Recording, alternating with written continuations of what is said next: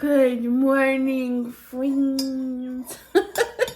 Welcome to all of my new subscribers and welcome to my lovely tribe. That's my OGs that have been here for a while. So I thought while I was sipping on my coffee this morning, which I wanted to show you guys, this was in my Instagram stories, but they have the new, well, they're not new, but they have the Christmas creamers out. Look at the bottle though, it's Home Alone. It's so cute. This is the zero sugar peppermint mocha. It's actually very good. And for those who are very sensitive, I'm very sensitive to artificial sweeteners. This doesn't have aspartame in it. That's the only reason I'm trying it. I find that the International Delight doesn't have aspartame, but some of the other ones do. I'm very sensitive to aspartame, but it's actually pretty good for zero sugar. It definitely makes your coffee a little festive. So anyways, while I was sitting here sipping on my coffee, I wanted to talk to you guys about something really quick. First of all, thank you so much to everyone who left me such beautiful comments, very informative comments about my face. My previous video, I was having a horrible time with my face. And I would say 75% of you were saying, Missy, you may be having an allergic reaction to the new medicine, which is this K word that your dermatologist prescribed to you. And I was like, wow, I would have never have thought that. So I stopped using this right away. I went and rinsed my face. And the dermatologist never got back to me. So I spoke to another doctor, my MD, and she told me to stop using that right away and to use this, which is a gel. And ever since I stopped using, like I'm telling you, within almost 2 hours of getting this K word, I don't know what it is, ketoconazole cream, off my face within like 2 hours. The redness didn't go away. I still have just a little bit, but the burning, that on fire, like it was almost unbearable, went completely away. And like, this is like a day, like 2 days later after I filmed that video, and already I can see a huge improvement in my face. So thank you so much to all of you who are like, Missy, you might be having an allergic reaction to the meds, because I would have never have thought of that. I probably would have kept using that, giving it another week, because she told me I needed to give it 2 weeks, but it was unbearable. So anyways, thank you for that. Also, in that video, I mentioned that I had another doctor's appointment, and I discussed this with my husband because I wasn't sure how I was going to handle this, because it's a pretty big deal, but I don't want it to become the overwhelming focus of my channel. Diet culture is toxic. It's just toxic, and I don't want my channel to influence people or make, I don't know, I've been so influenced by so many other influencers when it comes to losing weight and doing this and doing that, try this, try that, do this, do that, that it almost makes you crazy. Do you know what I mean? And I don't want my channel to do that to someone else. I just want to be a positive voice, and my journey is my journey. So what I'm doing for me doesn't necessarily mean that it's right for you, or maybe you don't agree with it, or whatever the case may be.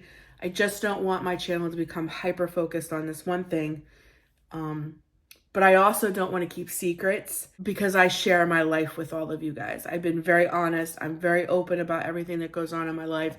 And I just think it would be wrong to not just tell you what was happening. I saw a bariatric surgeon yesterday. I was approved for bariatric surgery. She's leaning more towards, I wanted the gastric bypass. I hear so many people that get the sleeve and then end up having to have the gastric bypass anyways. So like, why do all that? But she's really leaning towards the sleeve. And of course, I have to do all of the things in between. Like today, I have to make a million phone calls. I have to see a therapist. I have to go to the nutritionist. I have to go to the heart doctor, all of the things. So, depending on how fast all of that happens, she's saying anywhere between 3 to 4 months. So, that puts us about January, late January, early February, somewhere in there. So I just want to put that out there that I have decided, not just me, my husband, we all talked about it. My husband and my daughter went to my appointment with me so that they could ask the questions and things that they had concerns about and things like that. I just feel that at this point in my life, this is the best thing for me. This is the best decision going forward. She has put me on conclave. I think that's how you say it, conclave or concrave. I'm not sure. I don't remember exactly how it's said. It's either conclave or concrave. I don't have my folder sitting in front of me, which is just it's a weight loss pill. I guess you could put it that way. So that in the next 3 to 4 months I can drop some weight, so that I'm just not as high of a risk when I go under the knife, so to speak. And then of course, as we get closer to the surgery, things in my life are going to change because of course I'm going to have to go on an all liquid diet before the surgery, and there'll be things that'll be happening. So when it gets closer to that time, we'll deal with those things as the videos come out, but I don't want to hide nothing from you. If you happen to notice that I am losing weight, or, I have to miss some, like I did yesterday, I had to miss Talk Tuesday because I had a doctor's appointment. I am going to have lots and lots of doctor's appointments in the next 3 to 4 months. I have to have a certain amount of nutritionist appointments and therapy appointments. And like I said, heart doctors and pulmonologists, and I have to go for scans and all kinds of stuff to lead up to the surgery. But the good news is that I have been approved. This is something that I really want to do. My family, my husband, my daughter, my son, they're all on board. And I really feel that this is the best decision for me. I am just tired of going around the same mountain. I'm 44 years old now, and I just feel like if I could do this in my own strength, I even hate saying that because I can't do anything in my own strength. It's through God that I can do anything. And I prayed the whole way up there. Lord, if this is your will, it's just going to be easy. There isn't going to be any bumps with insurance, with her not sure, with my hernia. If there's bumps, like if it's difficult for me to get this surgery, then I'm going to know it's a door that you're shutting. But if I walk in there and it's easy, then I know that this is a door that you're opening for me. And it was 1, 2, 3. She just was like, no, I really think that you would definitely benefit from surgery. I think this is absolutely something that you should do. And she was very confident that she could help me. So I know that sometimes my talking intros and things like that can be very long, but I really just feel like I just want to put it all out there. I don't want to hide anything from you. If you happen to notice that I am losing weight, I am on a weight loss pill. Like I said, it's conclave or concrave or concrave. I cannot think of the word to save my life. I should have that in a day or two. And here we go. We're going on this journey, and I'm hoping sooner than later.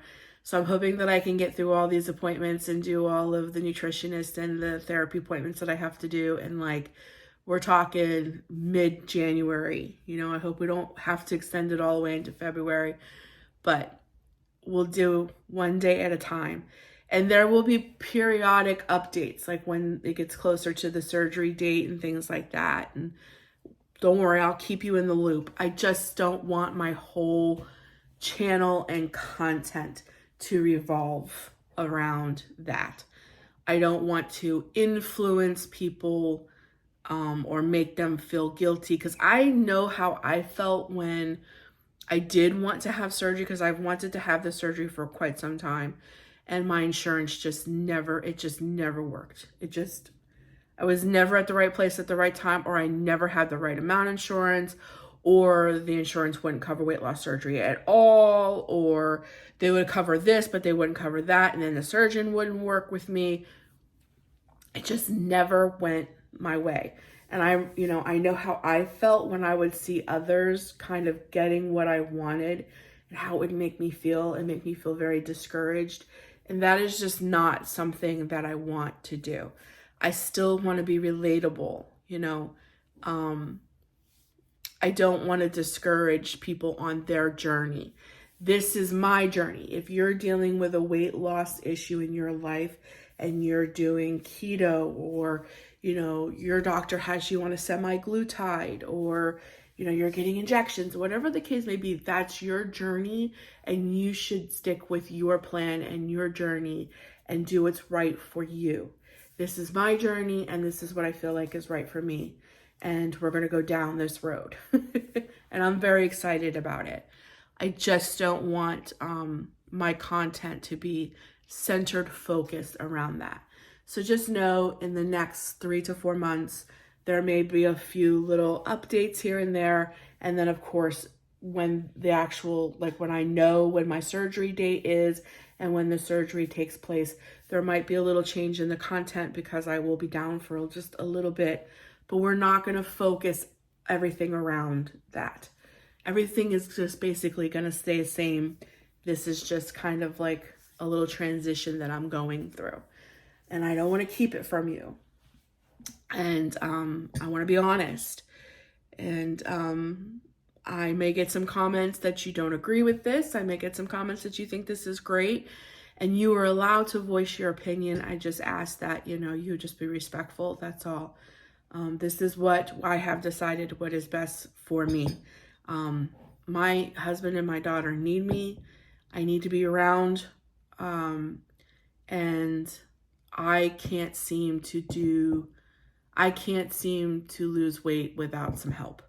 I am 44. I am going through premenopause. I do have Hashimoto's, and it has just, the last 2 years have been just, and I'm just tired of struggling. So if you want to say I'm taking the easy way out, then I'm taking the easy way out. I at this point, I just have to do what I feel like is best for me. So now that I just talked your ear off for 15 minutes, my plans today is my daughter asked me, she really wants muffins, and the only kind of muffins I have is corn muffins. I'm not sure if she'll eat a corn muffin.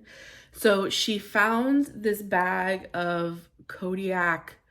Kodiak's that low carb, more healthy version of chocolate chip cookies.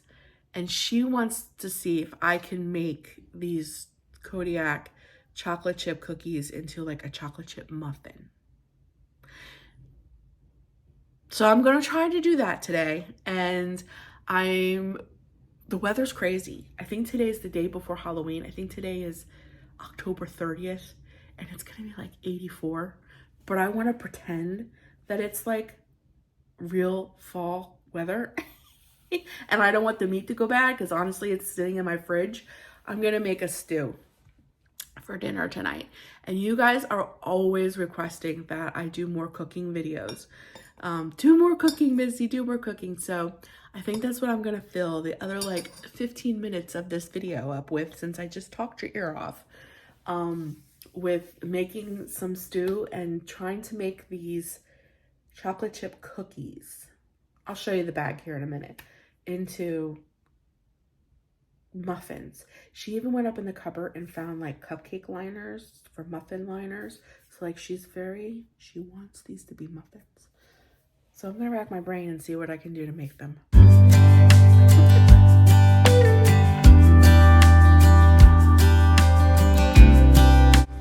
All right, do you see where it says 3 teaspoons? See where it says that?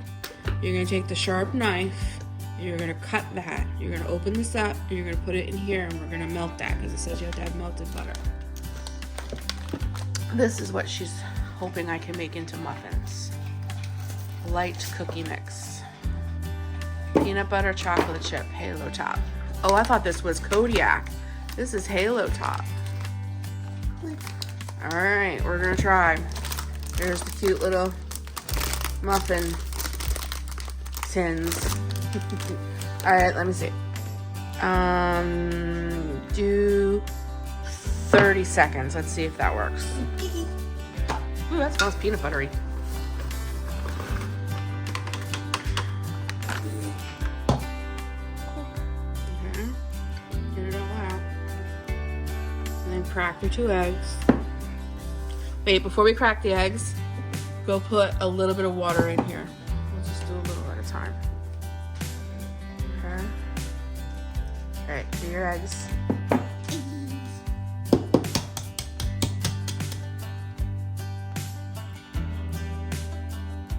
No shells, baby. That's it. You put them in here. Like floaty.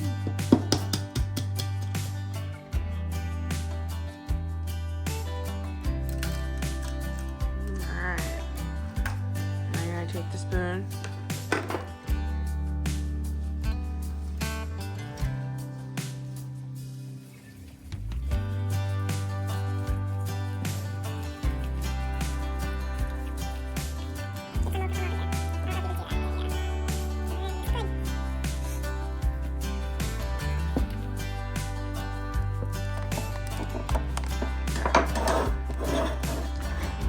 So we'll try 7 of those. We'll see if that'll, I don't know how much this is gonna, how much we're gonna use. Alright.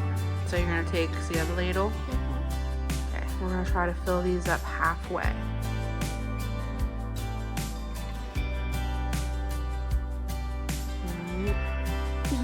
No, I don't want to.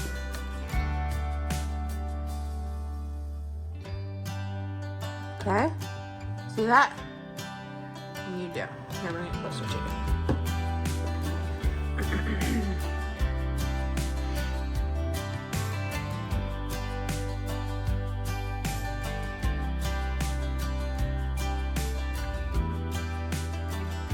Yeah, that's good.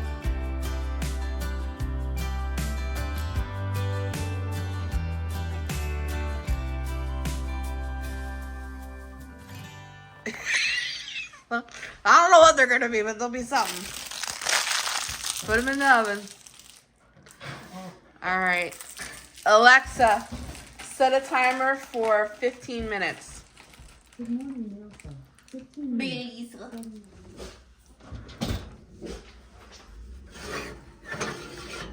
Wow, they look like muffins. Check that out. That's pretty wild. We'll see how they turn out. Taste it and see if it tastes like a muffin. We might want to peel the thing off. I can't. Yes, you can. It won't come off. No, these aren't like regular plastic. Yes, they will. They taste like a muffin or a cookie? A little bit of both.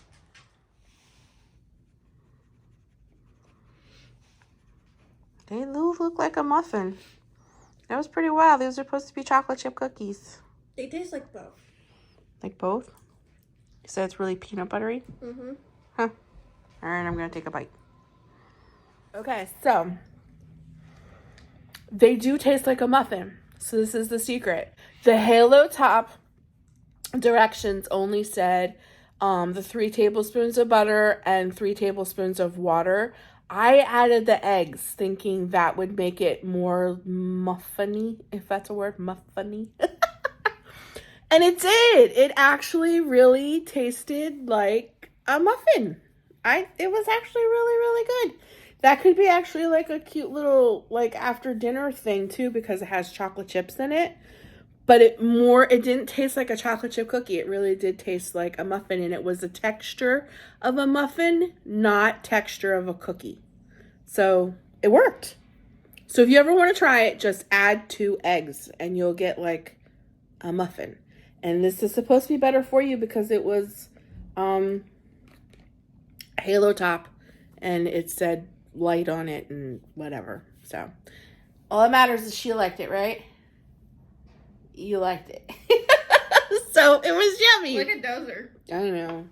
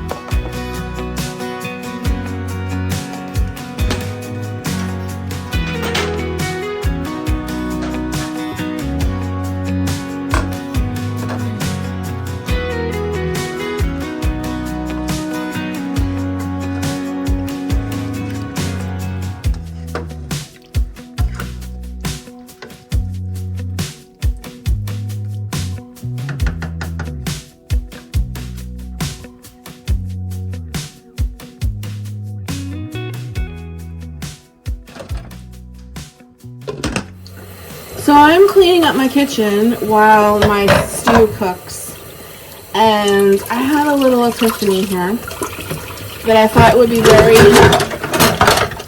helpful to some people, because I've been talking to some of you lovies, and I know that some of you are going through some things very similar to what I'm going through, and you beat yourself up because you can't do things the way you want to do things.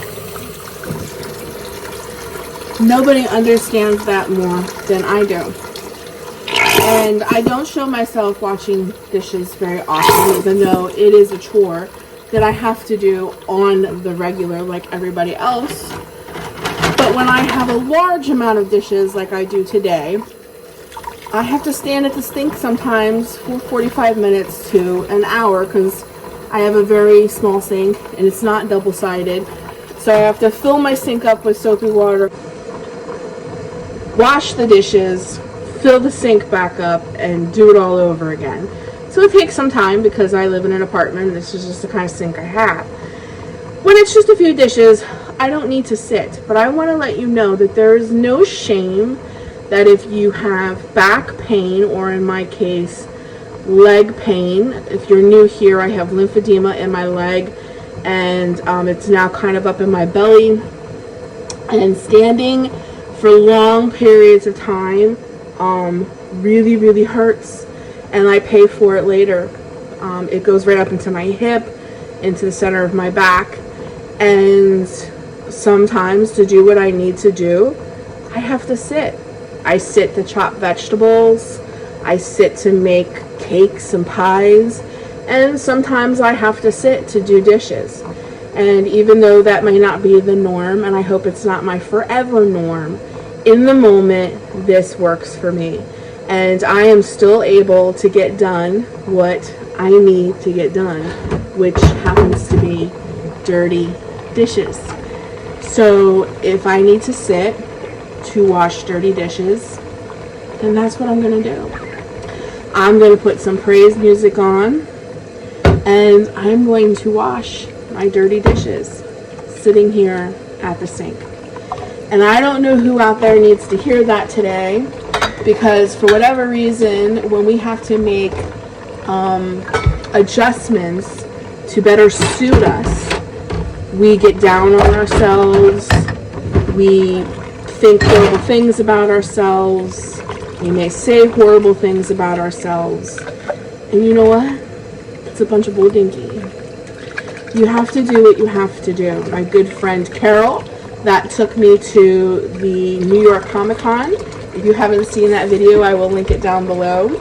She'll be the first one to tell you that when we decided to go and the tickets were sent and everything, I asked her, can I bring a rollator? Because I know how lines can be and so forth and such. And my leg does not allow me to stand for very long periods of times. Can I bring a rollator to assist a little bit with my walking? And when we're standing in lines, I can sit. And I did. I brought that little guy. He wasn't little, he was a big guy. But I brought him to the New York Comic Con with me. And I'll do what I need to do without feeling guilty or beat myself up. This doesn't mean that that's not the way I would have been a couple years ago. This has been a new thing for me, and I have just come to the point where instead of allowing myself just to be completely paralyzed because I'm not able to do things the way that normal people can do, or in the way that it should be it's always pictured. You stand to do dishes. You stand to wait in lines. If you're going to New York Comic Cons, you should be fit enough to be able to walk and stand through that whole thing.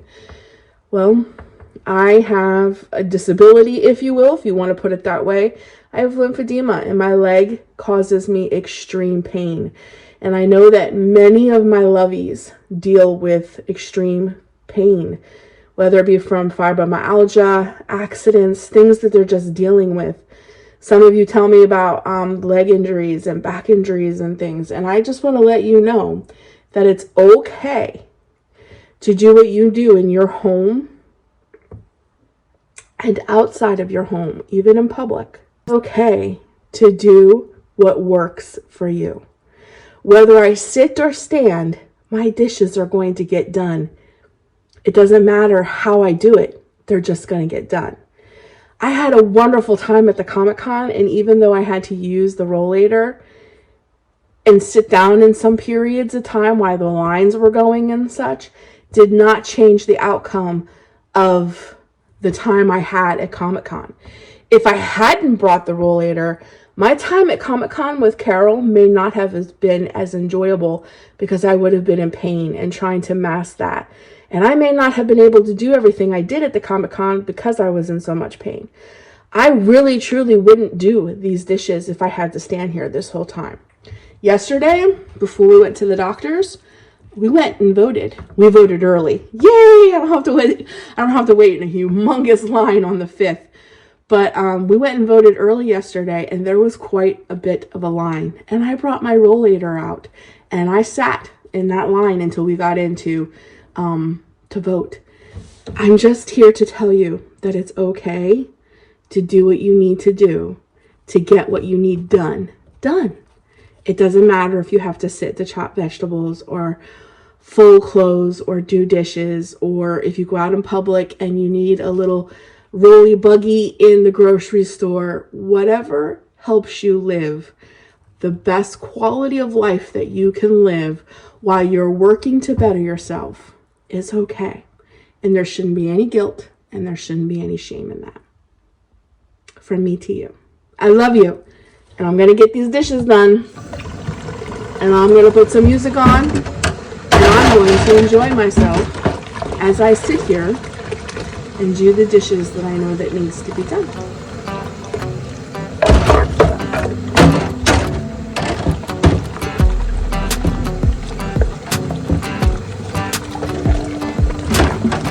I've been dreaming so much lately about your face when you're smiling.